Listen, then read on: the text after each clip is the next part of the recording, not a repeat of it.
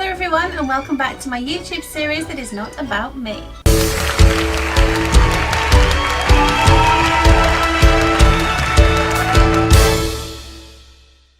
Hello everyone and welcome to my Spotlight On series where I shine my little spotlight on the stars and creators of theatre and musicals and chat with them about their careers so far in this business we call show. If you haven't seen me before, then hi, my name is Emily. I'm an actor-singer based in the UK and I spend my time either performing in shows or talking about them. If you love all things theatre, music and musicals as much as I do, then click subscribe and join my stagey little online family. Also, while you're there, click thumbs up if you would like to see more videos like this one on my channel. And if you are really into this, then comment down below with your favourite queen from Six. So welcome to my series of videos where I will be chatting to the stars and creators of West End and Broadway theatre, the award winners and the fan favourites. Today I am lucky enough to be joined by musical theatre royalty, quite literally, Catherine Howard herself, JODIE Steele. Now, I would say that JODIE Steele has been pretty hard to miss on the musical theatre scene in the past few years. Her career has been something that dreams are made of, and now more than ever,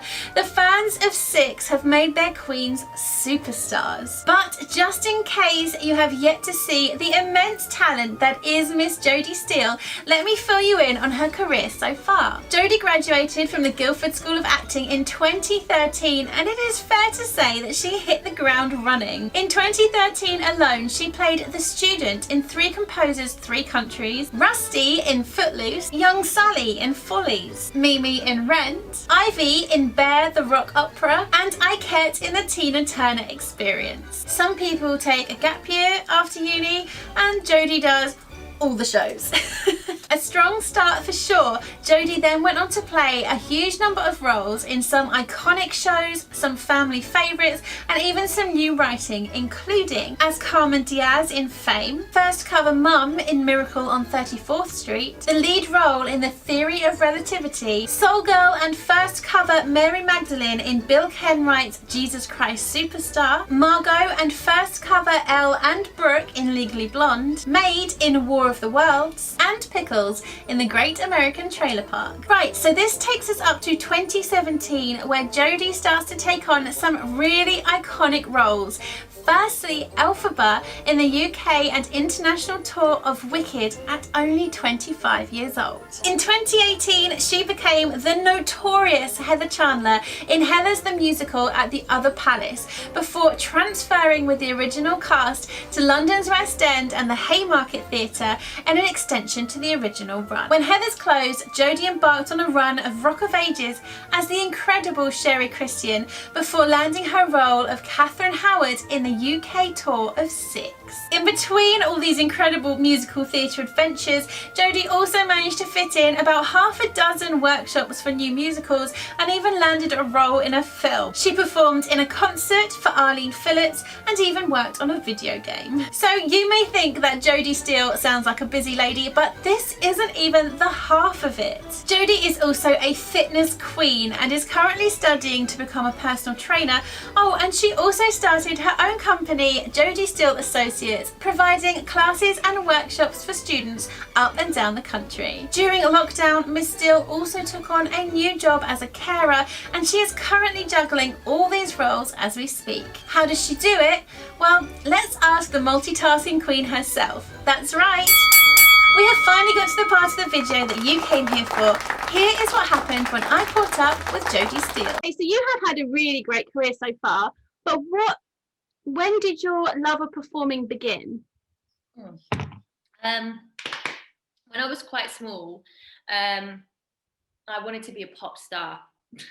I remember I used to write songs on post-it notes and go down to my mum in the kitchen and I vividly remember and singing her these songs and bless her, you know, being a full-time working mum, being like, yeah, lovely Joe, and I remember me and my sister used to put on shows to my mum's mates. I also vividly remember one of those songs being Tragedy by Steps. So it was in me from a young age, but then I think musical theatre and theatre in general didn't come into play till much later on. In fact, probably not even until I was about 16. Oh wow. For me, I always wanted to be in the music industry Mm-hmm. or an athlete. And me and my sister were very keen swimmers. We used to train before and after school. I didn't have pushy parents, but just they you know, they wanted the best out of us, and Yeah. so we were in every club ever. I think I had like 2 clubs a night after school. Like it was, Wow. but yeah, so yeah, theatre, live performance, not being like pop star concert, you know, plays and musicals came in, yeah, much later on in my life. But it's always been something that I've, you know, performing has always been in my blood. So when was your first professional job? My first professional job was actually a thing called Three Composers, Three Countries at the Landor. Do you remember the Landor? It was while I was still at GSA, Guildford School of Acting, in my 3rd year. And I remember having a lot of trouble trying to get out, because we were doing Jesus Christ Superstar as our show at that point. Mm-hmm. I was one of the Soul Girls, and I remember I nearly lost my Soul Girl track because I was at rehearsals all the time in London, and I was like, I just want to be out there now doing it. Yeah. Yeah, that was technically my first professional gig. Yeah. Oh, so you played the role of Elphaba in the UK and international tour of Wicked. What was that like, and would you ever go back and do that role again? Oh, I'd love to. Do you know, I often like dream about doing that role again. Oh. Like really, like waking up in the morning, like I've had another Alpha dream. Yeah, it was amazing. And you know what? Sometimes I'm still like, as if I did that, like as if I was 25 and did that, and that was a roller coaster of a time, that contract. And it was just amazing. It is an amazing part, and it's so hard. And I think actually what I did to keep my head in the right place was tone down the part in my head. Like, do you know what I mean? Like kept Cool. it like, oh yeah, Elfie, yeah. Because I think otherwise I would have got myself in a really like kind of position with the part. So I almost had to trick myself to being like, yeah, cool, just another show, just another part. And then it was actually after I finished the contract that I was like, Well, that's it. Do you know what I mean? yeah, that's amazing. You have played some really, really iconic roles, and I think possibly one of the fan favourites might be Heather Chandler in Heathers. What was it like to play such a delightfully nasty person? Do you know, it's funny because I think often people assume who don't know me, or you know, who've seen me play some of the roles I've played, that I'm this kind of like high maintenance diva. I do you know what? I wish I was. That'd be cool, wouldn't it? I'm a hot mess, really. I'm always in a flurry, running around with my hair scruffy and leggings and makeup, and probably in need of a shower, which I am right now. And I found it quite difficult in rehearsals. I was a massive fan. Rebecca Locke has always been one of my idols, and I was so excited to work with Carrie, Hope Fletcher. Yeah. Because her work ethic astounds me, and I learned a lot from her about multitasking and having fingers in the paint pot. She taught me a lot, and so I was really, I've got hair in my mouth. I was really nervous to be horrible to those people. And so, you know, like Sophie and T, like working in a trio, but then having to be the leader. It was just, it's not me at all. So I found that difficult. But every time I remember like doing scenes with Carrie where I'd put her head into the metal bar at the top. And as soon as Andy was like, cut, because he says cut, because he's a film director, like, cut, action, I'd be like, oh my God, I'm so sorry. It was amazing. It was amazing to step into those shoes. And, you know, I that part will always hold a massive place in my heart. Completely. I was very, very honoured and lucky and grateful to have done that. You appear, it might not feel it to you, it might, I don't know, but you appear to be one of those performers who just goes from show to show to show. Like, how do you keep up the momentum and the stamina to go from Heather Chandler to Rock of Ages to Six whilst doing everything else that you obviously do as well? Do you know, I love that that's what it looks like. And I touch wood.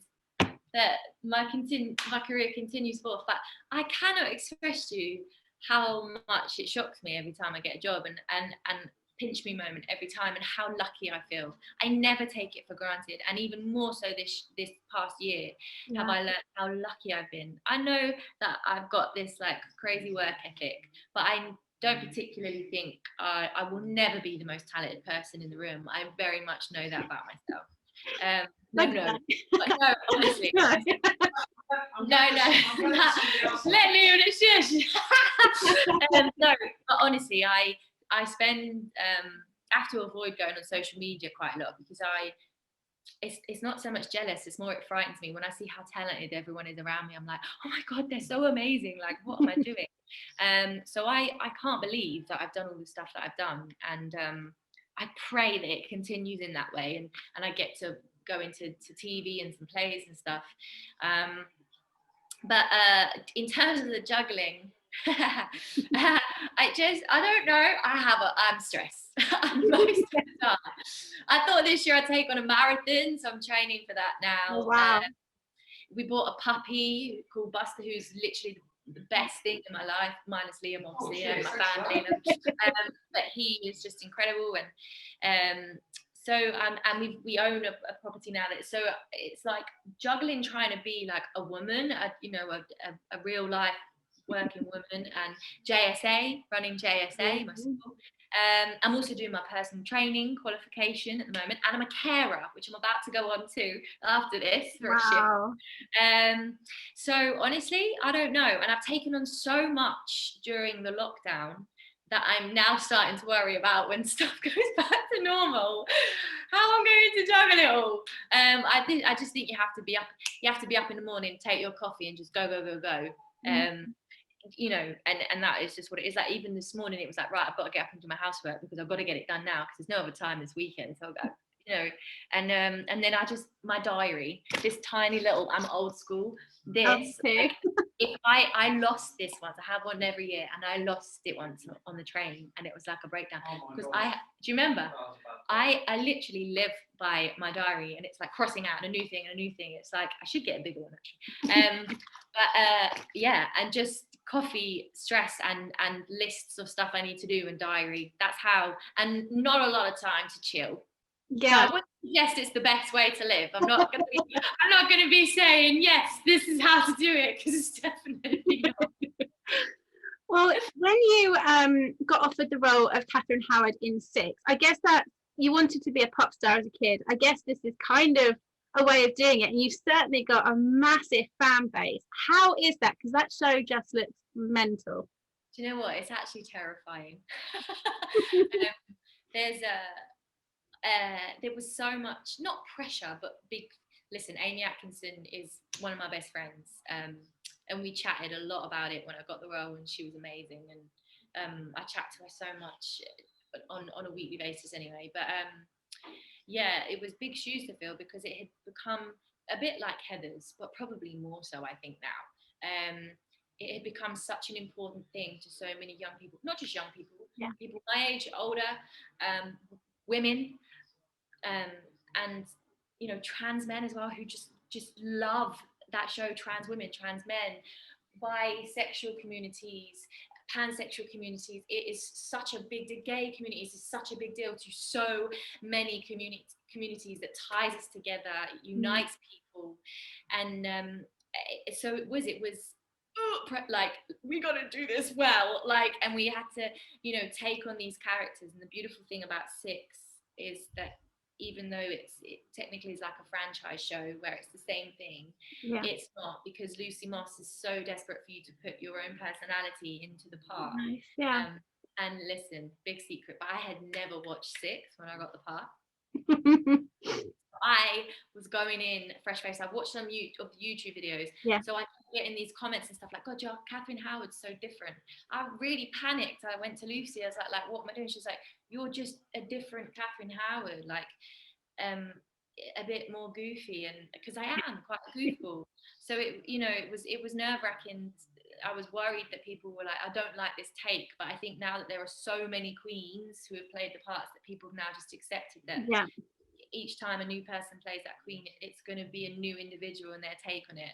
And that's a really important thing, and part of the message that the show delivers is that everyone's an individual, and that's what we need to celebrate, that everybody is different, and that is a beautiful, beautiful thing, you know. Absolutely. So, yeah. But yes, you're right, I get to live out my absolute pop star dreams, which is crazy. So yeah. You weren't playing Catherine Howard and you were given free reign to pick another queen, who would you like to have a go at being? You know I love you, boy, in every single way. Yeah, Pa. I think because delving into the actual history, I know we you know, it is like a history lesson, but we kind of twist and turn it. Catherine Parr was an incredible woman, and did incredible things for women in the very, very, very early women's movement. Um, and yeah, so I think she was my favorite queen in like real life, and in Six Life. I really want to sing that song. Fair enough. A bit of Kathy P for definite, yeah. So you mentioned briefly, but you've launched your own company, JODIE STEELE Associates. Yeah. Can you tell me about what it is that you do and how it's been setting up your own business? So basically, a friend of mine called Carl Strickland, who I taught for quite a bit, approached me about it and said, "Have you ever thought of opening your own school?" I was like, "Absolutely not." Anyway, he persuaded me in October 2019, and here we are, with something like 800 associates, which is free. Wow. It's a free associate program. It's just a pay-as-you-go basis. And because I didn't want to tie people into anything, but I wanted them to feel like they could be a part of a huge network and family, a supportive platform. Yeah. We hold master workshops up and down the country. During lockdown, we have principals running certain parts of the country for us, which myself and Carl oversee. My other one-to-one tutors hold a lot of one-to-one sessions. We are working with a lot of individuals, trying to get them into drama school at the moment, and we go right down to the age of 8 as well. So I'm, and I want to give people in the industry work. So I'm constantly like, who wants to teach? Like, Nice. and I just want to help as many people, both in the industry who I aspire to be like and who inspire me, and young people who want that stuff and they want that platform and they want those opportunities. And my friends, and inviting them to be a part of the company and take their own kind of franchise with it. And we're also going to be holding a summer school this summer, which is going to be huge, and we are going to be delving into the world of weekly Saturday schools, which terrifies me, but yeah, so that is kind of all chugging along, and I have the most incredible team running that with me. I couldn't do it by myself. I probably could if I gave another thing up, but I'd rather just spread it thin, so yeah, it's amazing. I'm super proud of the company. I never expected it to get this far, but now my goals have just, every time we reach a milestone, I'm like, okay, let's go here. So yeah, it's pretty amazing. That's incredible. You've achieved so much. What would be a dream role for you to play that you haven't conquered yet? This might shock you, but Glinda in Wicked or Christine in Phantom. Oh wow, quite different. Yeah, that oddly, when I was at drama school, that was where my voice was. I was like that girl. Yeah. And my career has not gone that. Listen, I've always loved pop, of course, but for me, when I moved into theatre, I found the legit style easier to sing than that contemporary, very clean cut MT sound that we all know and love. So yeah, I'd love to use that part of my voice and play an ingenue. I just love that so much. It would be amazing to hear you do that, because I think you're quite known for having like a belt, and you can be quite versatile on the rock side. It would be really nice to hear your legit side, definitely. I do love a bit of rock, me. Is there anybody who you would really love to perform with one day? Like maybe someone you look up to, or someone that you just think you'd make a really great team with on stage? I would love to be in a show with Rachel John. We don't really tag each other in a lot of things on social media, or I'm not sure anybody is aware of our special relationship. But me and Rach will say we'll FaceTime each other for 10 minutes. I'm there for like 3 hours, and the time just goes. Oh wow. When I feel like I have an insecurity about something, and sometimes it's hard when you have a presence. And listen, I'm very aware, compared to the rest of the world, I have a very small presence online. Sometimes it's very frightening to, or nerve-wracking to show something that you're nervous about, or an insecurity in like your art or your field or something. So quite often I go to Rachel, and vice versa. Although every time she comes to me, I'm like, "Why you're you? Like, what can I possibly give you?" And every time she sings, like, she's so casual with it and humble and just so normal. And just the love she puts into everything she does, the thought process behind everything she does. She doesn't just sing, she gives you everything in her soul and her heart. And I if I could be Rachel John just for one day. So yeah, and also we just laugh at everything. I mean, we'd get so told off if we were done a few gigs here and there, and we are like two little chipmunks in the corner. So yeah, I think Rachel John. But then there are Alice Byrne is another huge idol of mine. Her work ethic, her talent. Rachel John, Kerry Ellis, Louise Dearman, Emma Hatton, who was the most incredible. What's the word I'm looking for? Somebody who, like, mentor. When I got Alphabet, the amount of times I used to go and sit in her dressing room when she was playing the part, and I knew I'd got the role. Like, just these incredible women who I just would love to be like when I'm Right, I've got one last question for you, and then I'm going to let you go and go. Sorry, I chat so much. I'm so sorry. This is the thing. People hate doing this to me because they're like, let's make it short, and we're here like an hour later. I apologise. No, it's fine. I just wanted to ask if there's anything that you've learned in your career up to this point that you think would be really helpful to pass on to emerging performers. Yeah. There's two things really. There's like a head and a heart one. So head wise, be a sponge and take everything in. When you think that you've learned it all, you haven't. There is always so much to learn.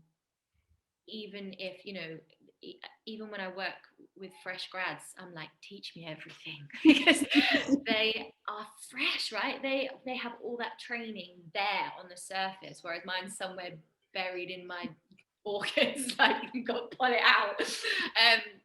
There's always people to learn from. There's always new skills to learn. Even the skills that you feel most confident in, learn more, practice more.